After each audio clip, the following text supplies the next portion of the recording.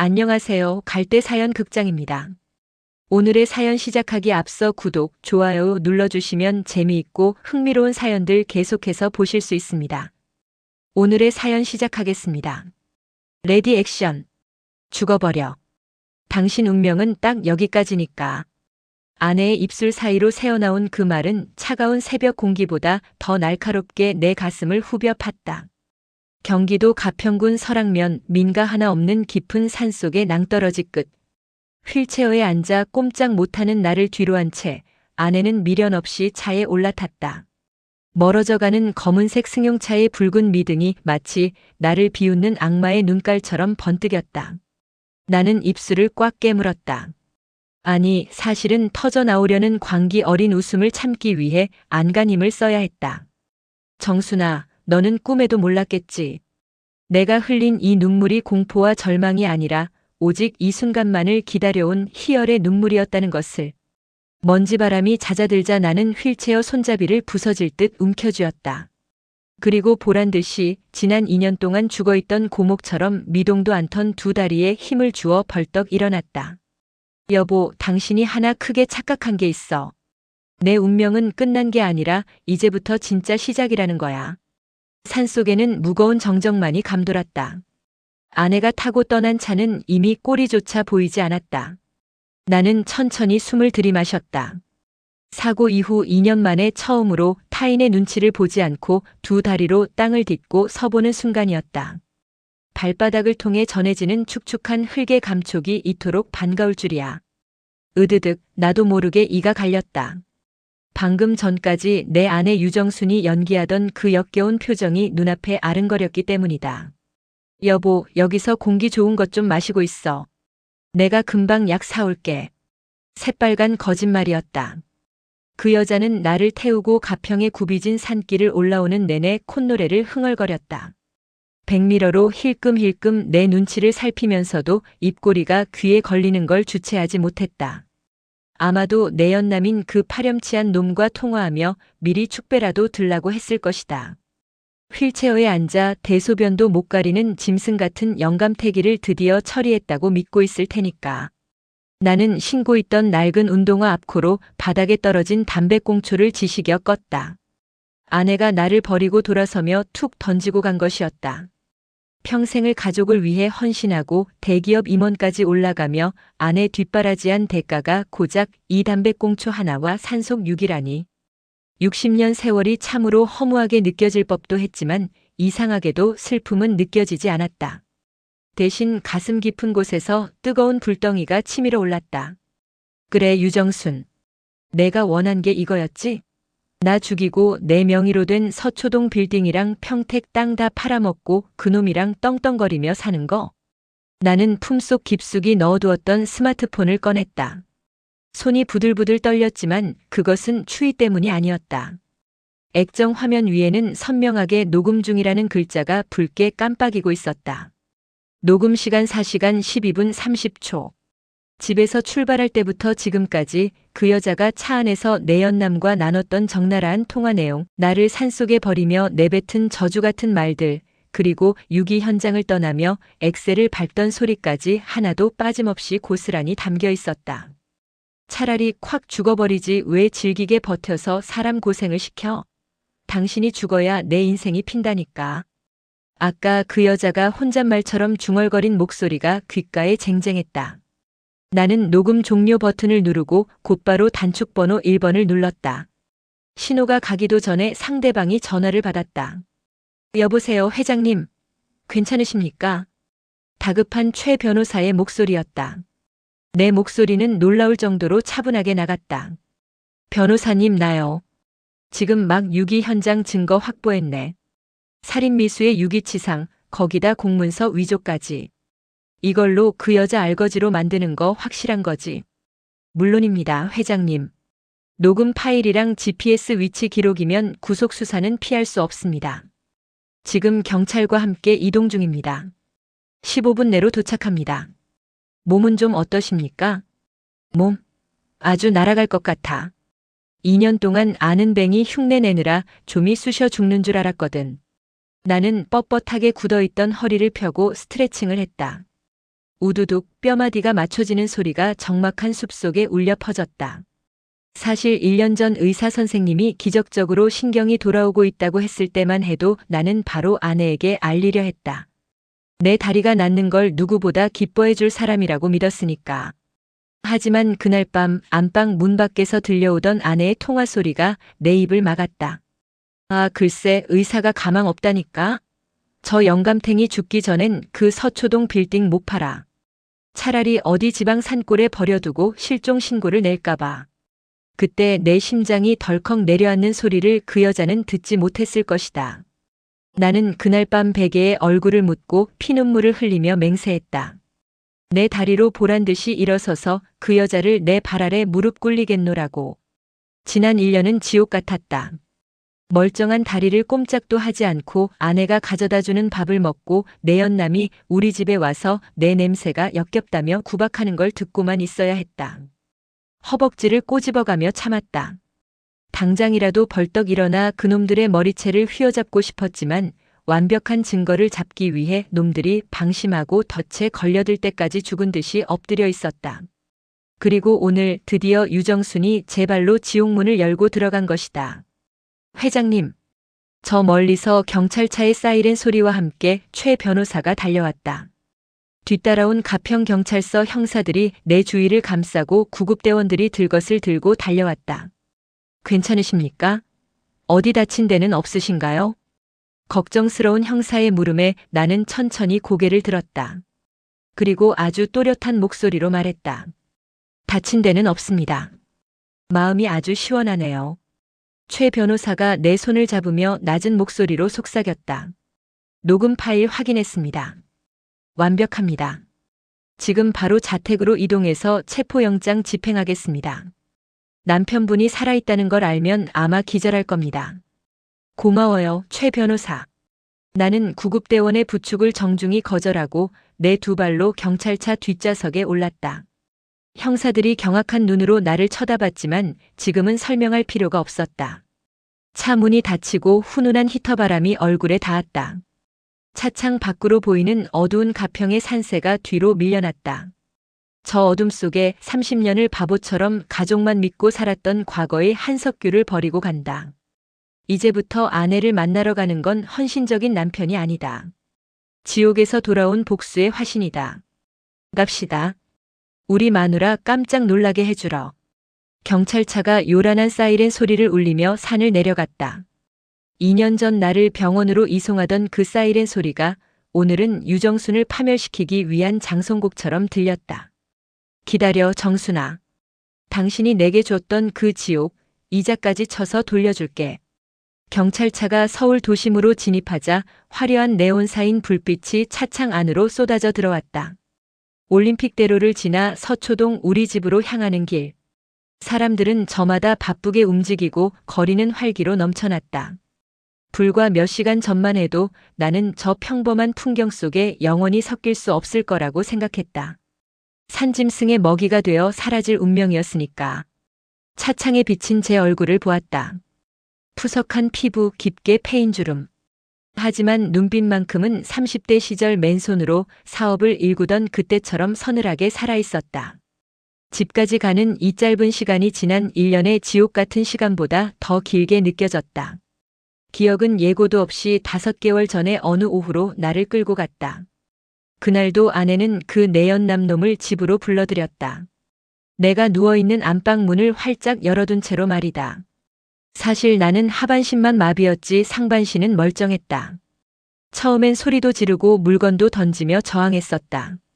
하지만 그때마다 아내는 내 멱살을 잡고 으름장을 놓았다. 자꾸 발광하면 요양원도 아니고 저기 시골 정신병원 독방에 쳐넣어버릴 거야. 거기 들어가면 쥐도 새도 모르게 죽는 줄 알아. 그 말이 빈말이 아님을 알았기에 나는 전략을 바꿨다.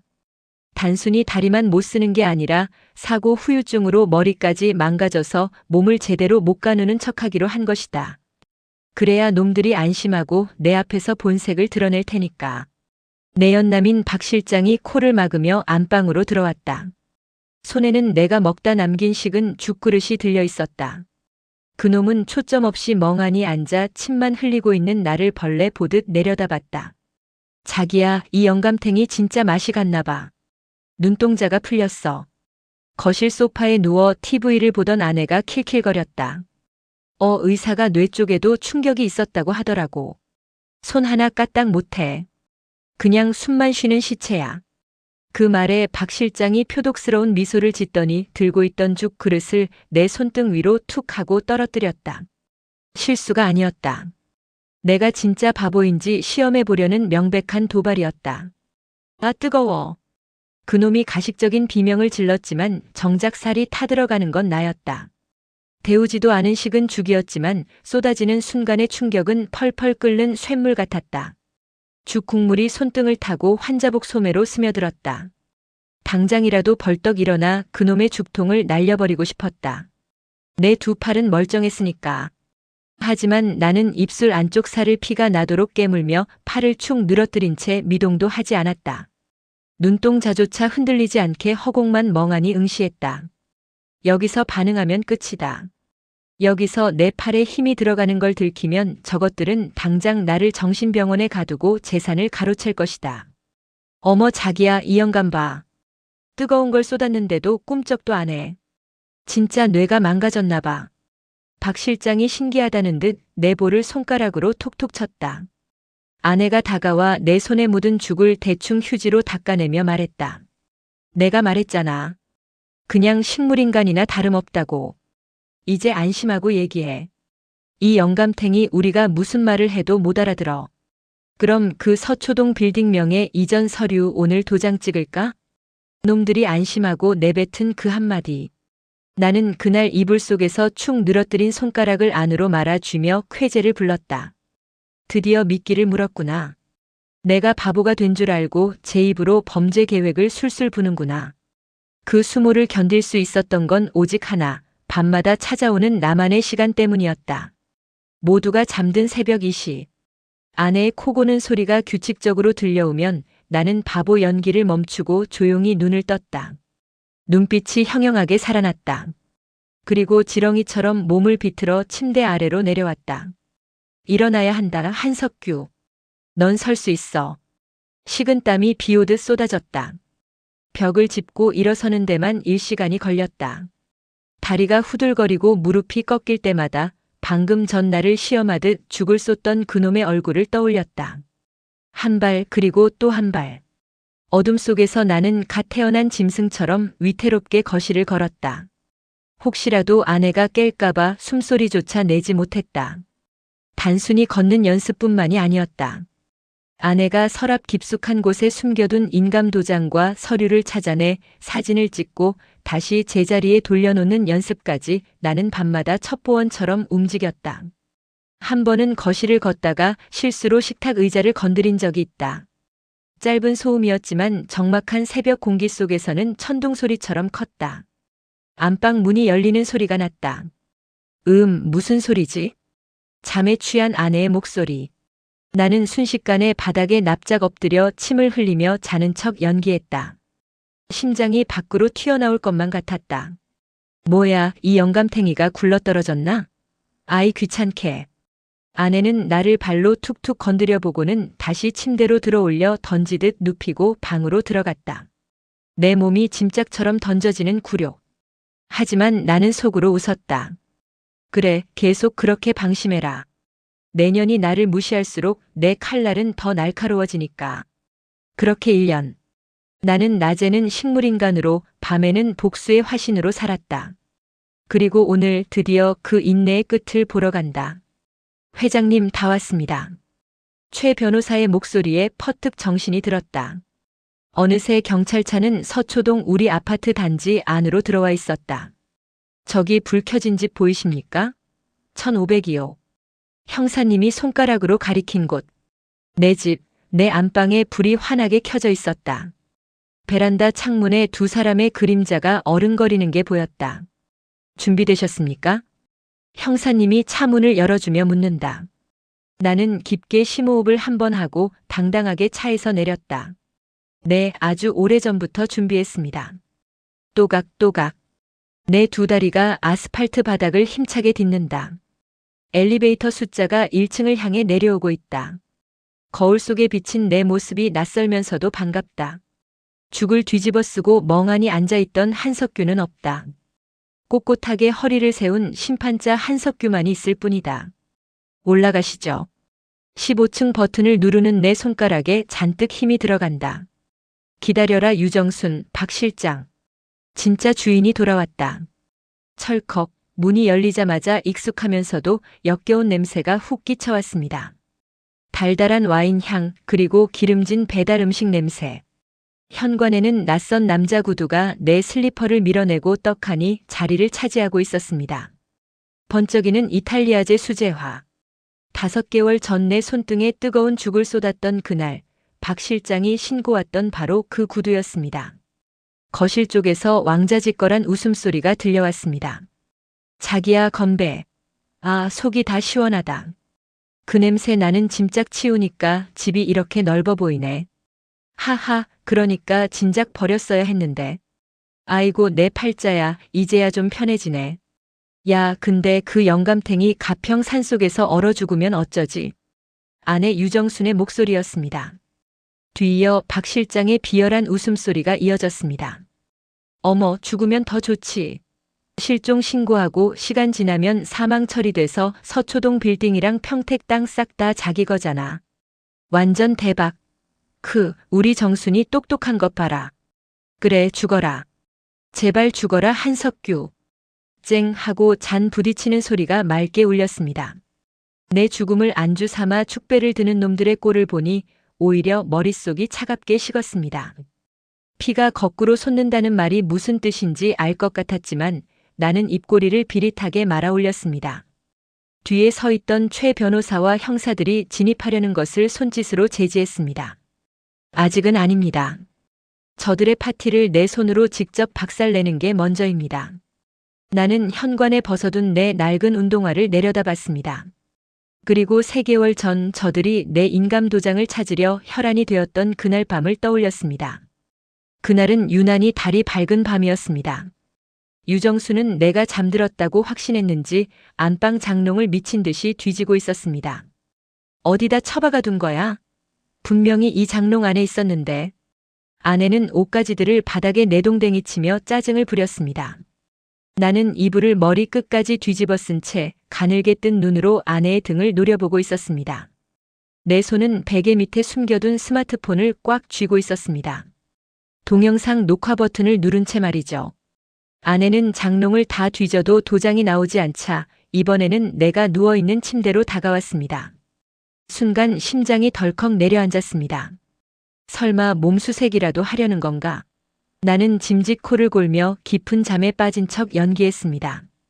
아내의 거친 숨소리가 얼굴 위로 느껴졌습니다. 아내는 내 베개 밑으로 손을 쑥 집어넣었습니다.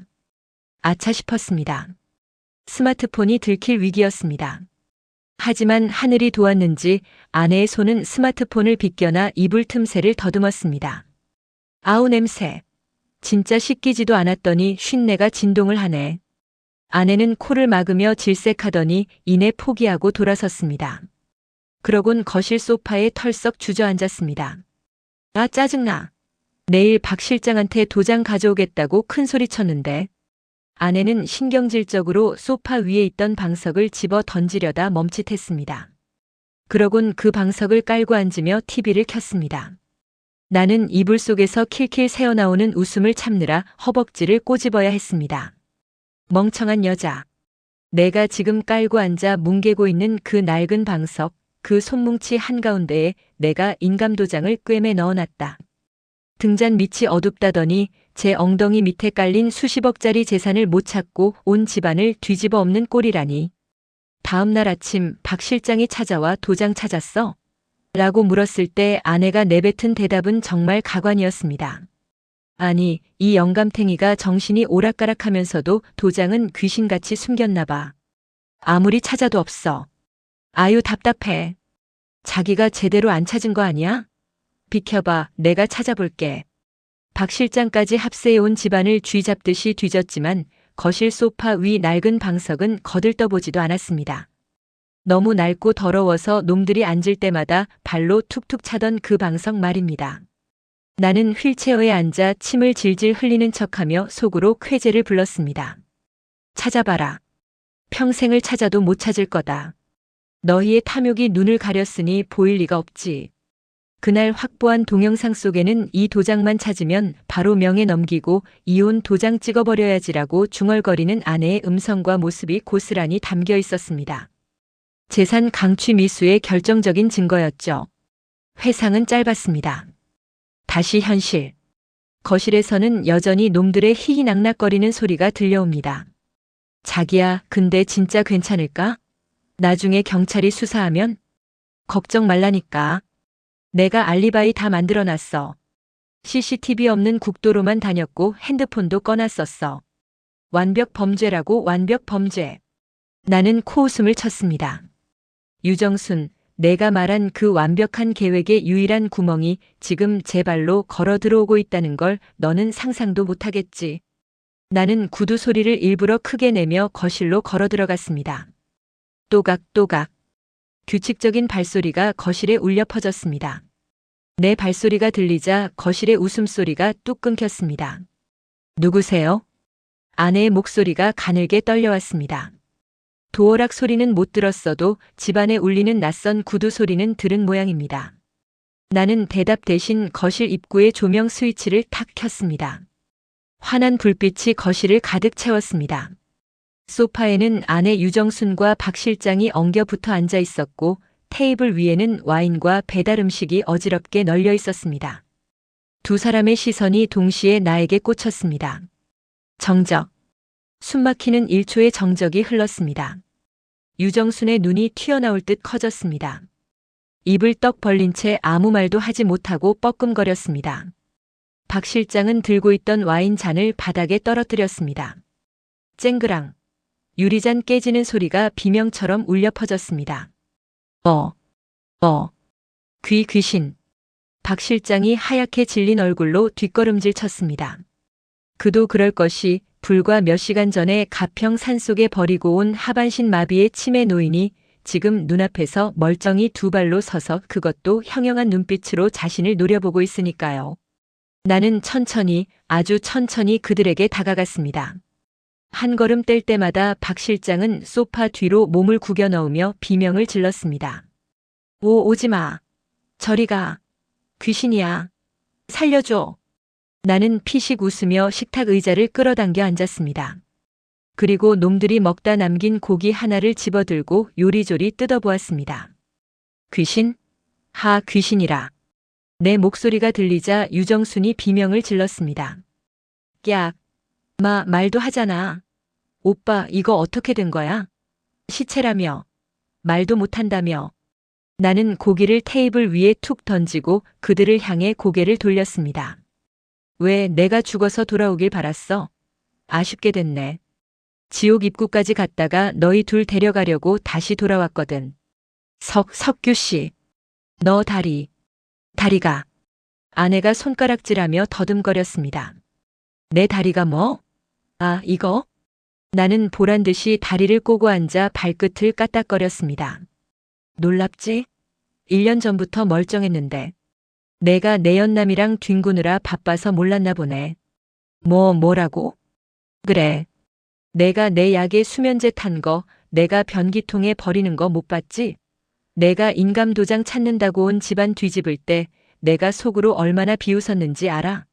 나는 자리에서 일어나 소파 위에 놓인 낡은 방석을 집어들었습니다.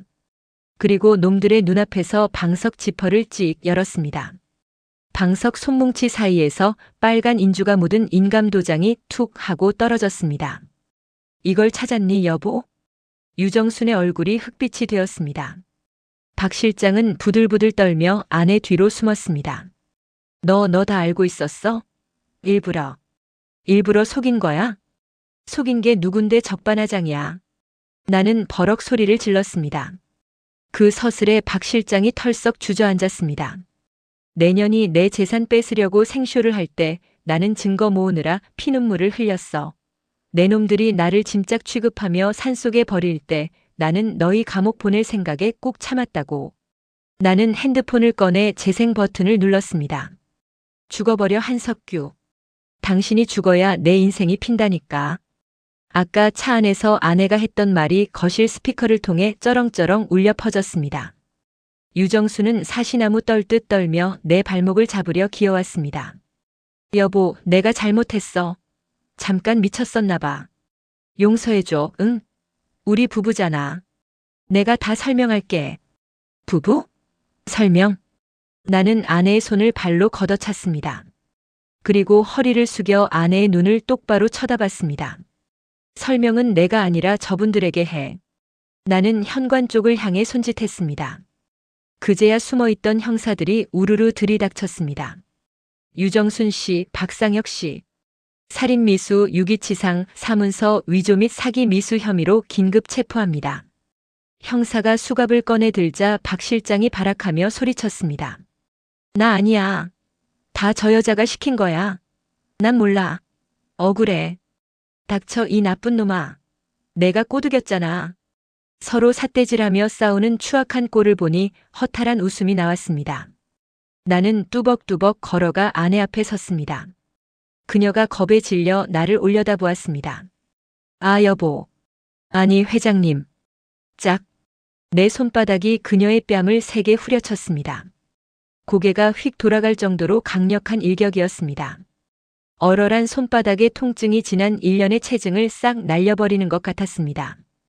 이건 내 손등에 뜨거운 죽 쏟은 값이야.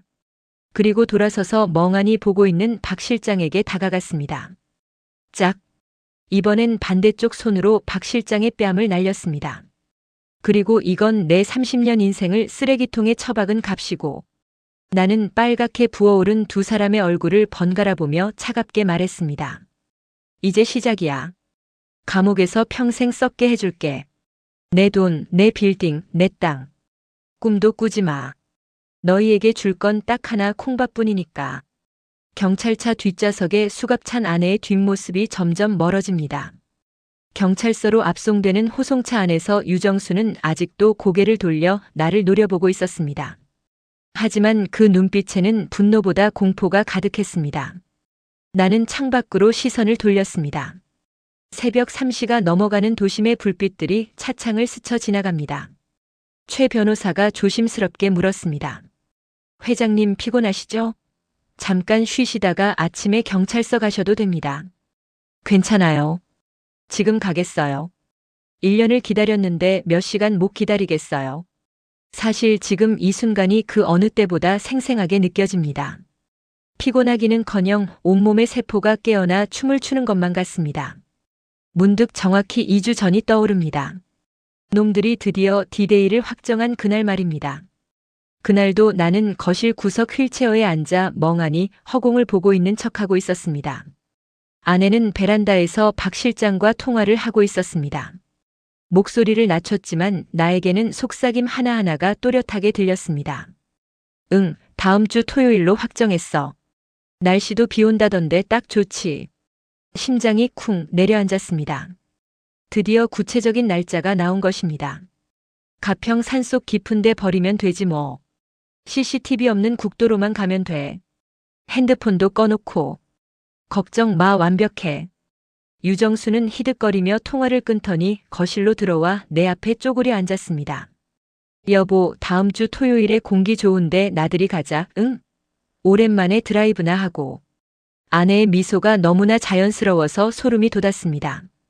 30년 동안 연습한 가면이었을까요? 나는 침을 꿀꺽 삼키며 고개를 까딱거렸습니다. 마치 아무것도 이해 못하는 바보처럼 말이죠. 그래, 착하네 우리 여보. 근데 정말 답답하다 말도 못하고. 쯧쯧. 아내가 내 머리를 쓰다듬는 손길이 섬뜩했습니다. 이건 애정이 아니라 곧 처분할 물건을 만지는 손길이었으니까요. 아내가 외출하고 집이 조용해지자 나는 즉시 휠체어에서 일어나 핸드폰을 꺼냈습니다. 그리고 주소록에서 최 변호사라는 이름을 찾아 전화를 걸었습니다. 벌벌 떨리는 손가락으로 버튼을 누르는데 눈물이 핑 돌았습니다. 여보세요, 최재훈 변호사입니다. 변호사님, 저 한석규입니다. 아, 회장님. 기다리고 있었습니다. 혹시 날짜가 확정됐나요? 다음 주 토요일입니다. 전화기 너머 최 변호사의 침 삼키는 소리가 들렸습니다. 알겠습니다. 지금 바로 경찰에 연락하겠습니다. 회장님, GPS 추적기는 제가 어제 우편함에 넣어뒀습니다. 꼭 몸에 지니세요. 그리고 녹음기도요. 알아요. 핸드폰 녹음도 백업용으로 2개 깔아뒀어요. 훌륭하십니다. 정말 괜찮으시겠습니까? 산소까지 가는 게 위험할 수도. 괜찮아요. 이게 마지막이니까요. 저들이 나를 버리는 순간 증거가 완성되는 거잖아요. 네. 제가 반드시 보호하겠습니다. 토요일 당일 회장님 위치 추적하면서 바로 출동하겠습니다. 전화를 끊고 나니 무릎에 힘이 풀렸습니다. 나는 소파에 털썩 주저앉아 한참을 울었습니다. 무섭지 않다면 거짓말일 겁니다. 저들이 정말로 날 죽일 수도 있다는 공포가 밀려왔습니다. 하지만 이렇게 끝낼 수는 없었습니다. 내가 30년 일궈온 것들을 놈들의 탐욕에 넘겨줄 수는 없었습니다. 나는 눈물을 훔치고 우편함으로 내려가 GPS 추적기를 챙겨왔습니다. 동전만 한 크기의 작은 장치. 이 작은 것이 내 생명줄이 될 것입니다. 최재훈 변호사. 사실 그와의 인연은 우연이 아니었습니다. 20년 전 내가 작은 중소기업을 운영할 때의 일입니다. 법대생이던 22살 청년이 밥값이 없어 식당에서 쩔쩔매는 것을 보고 내가 밥값을 대신 내주고 용돈까지 쥐어줬었죠. 아저씨, 제가 나중에 변호사 되면 꼭 은혜 갚겠습니다. 그 청년이 법복을 입고 찾아온 건 5년 전이었습니다. 명함을 내밀며 그때 그 학생입니다라고 했을 때 나는 감격해서 울었습니다. 그리고 3개월 전 내가 가장 힘들 때 그에게 전화를 걸었습니다. 변호사님, 제가 지금 위험합니다. 도와주세요.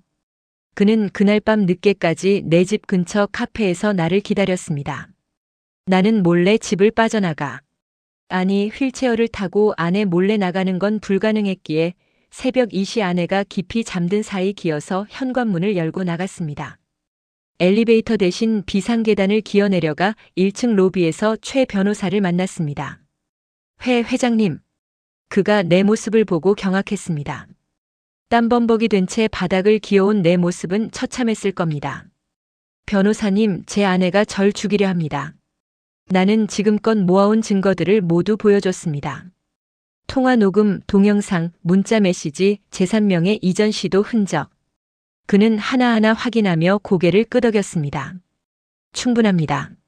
하지만 결정적인 증거는 유기 현장이죠. 알아요. 그래서 제가 직접 당해야 합니다. 너무 위험합니다. 괜찮아요. 제 인생을 걸겠어요. 그날 밤 우리는 치밀한 계획을 세웠습니다. GPS 추적, 녹음, 경찰 긴급 출동 시스템, 변호사 동행. 모든 것을 완벽하게 준비했습니다. 그리고 오늘 그 계획은 완벽하게 실행되었습니다. 회장님 도착했습니다. 최 변호사의 목소리에 정신을 차렸습니다. 서초경찰서 건물이 눈앞에 서 있었습니다. 조사실로 들어가자 여 형사님이 따뜻한 커피를 건네주셨습니다. 고생 많으셨어요, 회장님. 진술 간단하게 받을게요.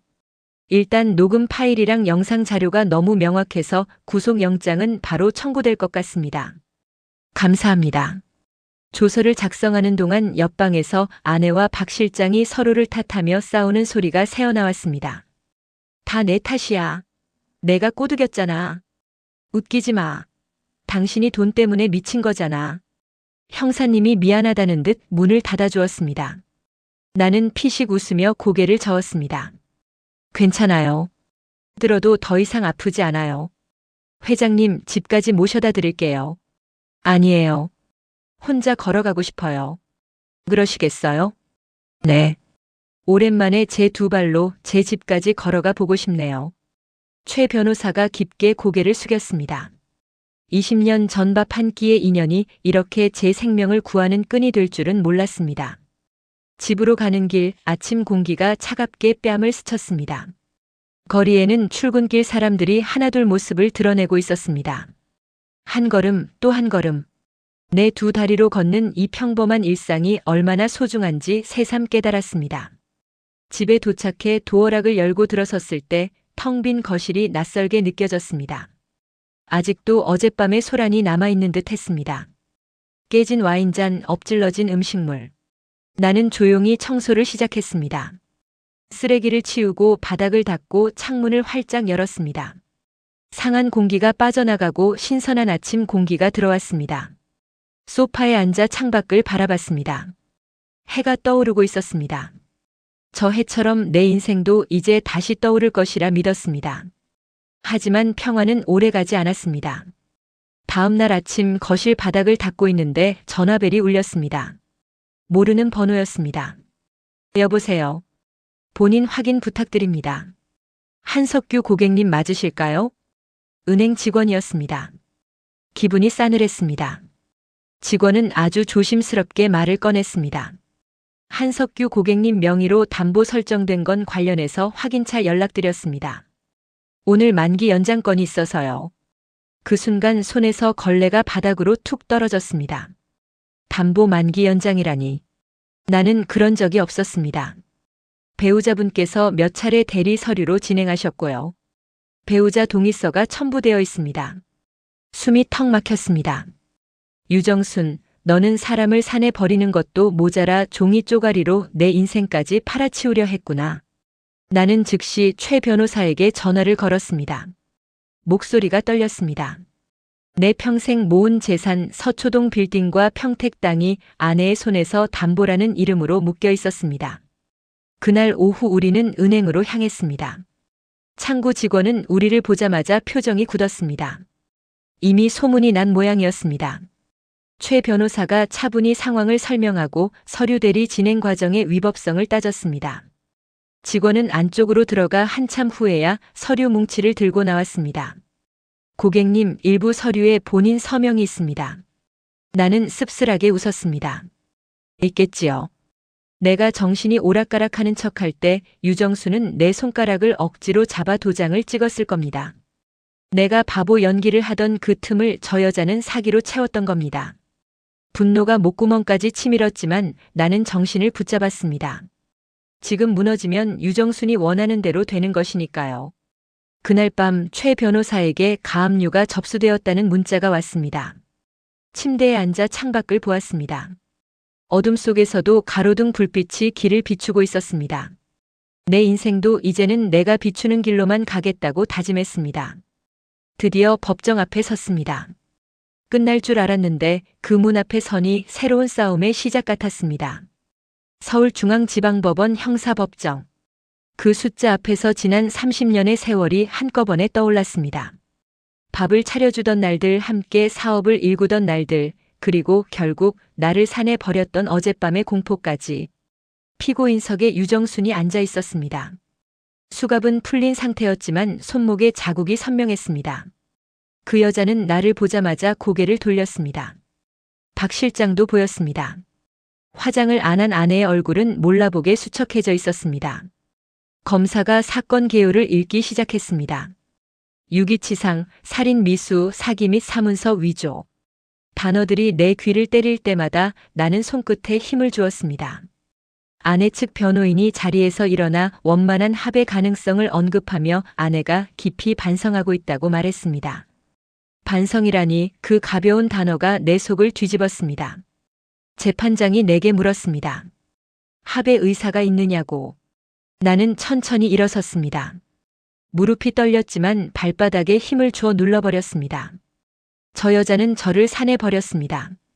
죽어도 좋다는 말을 남겼습니다.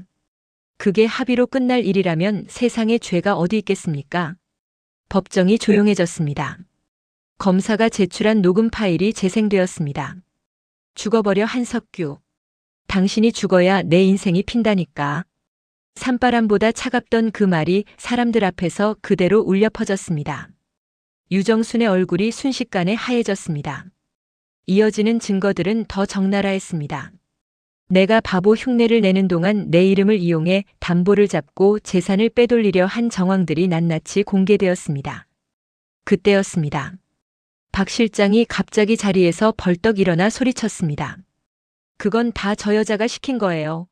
저는 그냥 시키는 대로 한 거예요. 도장만 찍으면 빌딩 넘겨받을 수 있다고 했단 말이에요.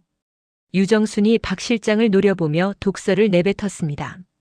추악한 두 사람의 공방을 보며 나는 허탈한 웃음이 나왔습니다. 재판장은 구속 상태 유지를 판결했습니다. 어깨에서 무거운 돌 하나가 떨어져 나가는 느낌이었습니다. 완전히 끝난 것은 아니었지만 최소한 저 여자가 다시 내 앞에 서서 여보라는 가증스러운 말을 내뱉지는 못할 것입니다. 법정을 나오니 복도 공기가 조금 덜 차갑게 느껴졌습니다. 이긴 것이 아니라 이제야 내 인생을 묻고 있던 썩은 밧줄을 끊어낸 기분이었습니다. 집으로 돌아온 나는 아내의 흔적을 하나씩 지우기 시작했습니다.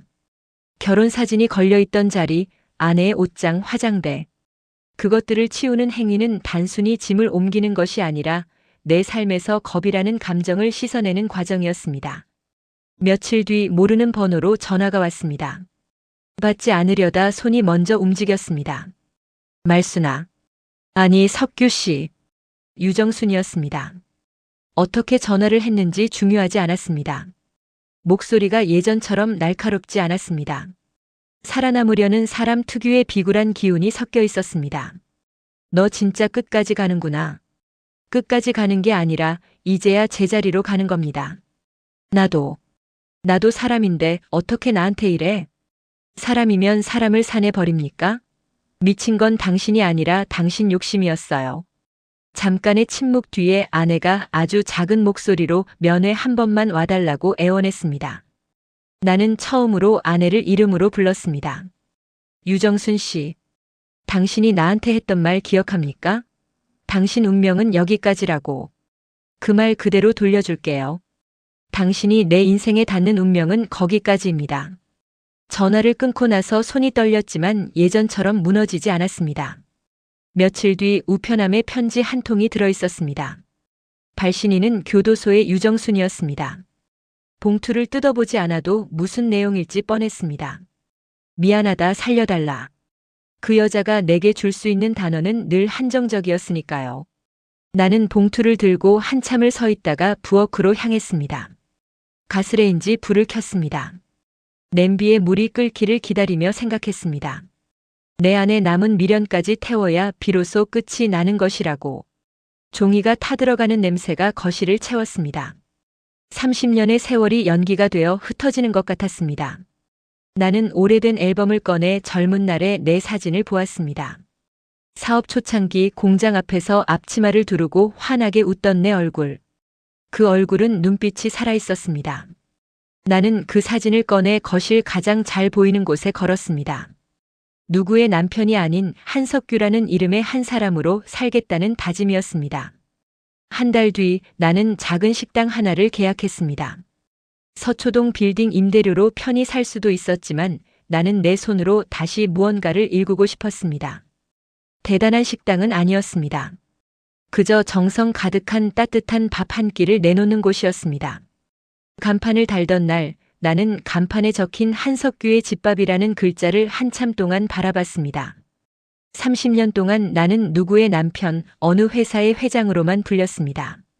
내 이름 석자가 이렇게 소중하게 느껴진 적이 없었습니다. 첫 손님이 들어오던 날 나는 정성껏 끓인 국 한 그릇을 내놓으며 말했습니다. 뜨거우니까 천천히 드세요. 그 말은 손님에게 하는 말이기도 했지만 나 자신에게 하는 말이기도 했습니다. 서두르지 말라고, 뜨거운 것을 급히 삼키면 데이는 법이라고. 밤이 되어 가게 문을 닫고 집으로 돌아왔습니다. 현관문을 열었을 때 들려오는 조용함이 이제는 무섭지 않았습니다. 이 적막은 내가 스스로 지켜낸 평화였습니다. 창가에 서서 밖을 보니 겨울나무가 서 있었습니다. 잎은 다 떨어졌지만 가지는 꼿꼿했습니다. 나도 저 나무처럼 살 수 있겠구나. 모든 것을 잃어도 다시 일어설 수 있겠구나. 그런 생각이 들었습니다. 30년을 함께 산 사람이 내 죽음을 축배로 삼는 것을 보았을 때 내 인생은 끝난 줄 알았습니다. 하지만 아니었습니다. 내 인생은 누군가의 차 뒷좌석에 실려가는 인생이 아니었습니다. 내가 두 발로 걷고 내가 방향을 결정하는 것이 진정한 운명이었습니다. 복수는 달콤하지 않았습니다. 그저 씁쓸하고 아팠습니다. 하지만 그 과정을 거치고 나니 비로소 내가 보였습니다. 가평 산속의 차가운 흙바닥에서 일어섰던 그날의 기억을 잊지 않을 것입니다. 이제 나는 누구의 도움 없이도 내 두 발로 당당히 걸어갑니다. 내일 아침에도 나는 가게 문을 열고 따뜻한 밥을 지을 것입니다. 그것이 내가 내 인생에 주는 가장 큰 선물입니다. 사연 잘 들으셨나요? 구독, 좋아요, 알림 설정 해주시면 저에게 큰 힘이 됩니다. 늘 행복하세요.